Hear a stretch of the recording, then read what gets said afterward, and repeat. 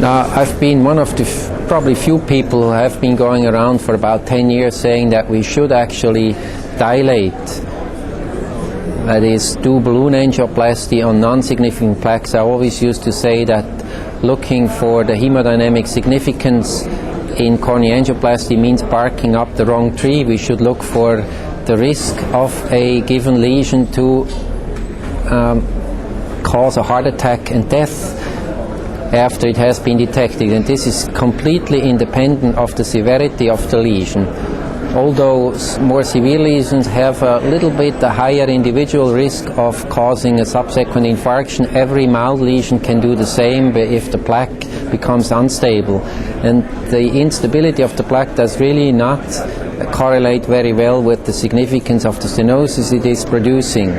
Now, the question of whether all these lesions should be treated with a drug-eluting stent is clearly not one that I would answer with a yes. I always said we should balloon dilate it, rupture the plaque, do what nature does spontaneously but under controlled circumstances, and then let new endothelium cover this new laceration that we've done with balloon dilatation. But I always say don't stent it, because if you do not stent it, the risk of subsequent occlusion is practically zero.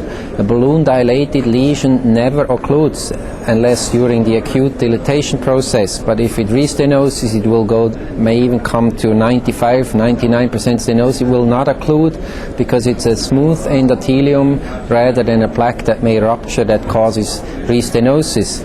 Now, if you insert the stent, this changes the picture a bit. As we all know, stents may subacutely thrombose even at weeks after the insertion. So I always said plaque sealing with balloon is something I would do in a non-significant lesion if it is strategically importantly placed, say in a proximal LAD, in a proximal large right, but I would not stent it unless after ballooning it looks so ugly that you have to stent it.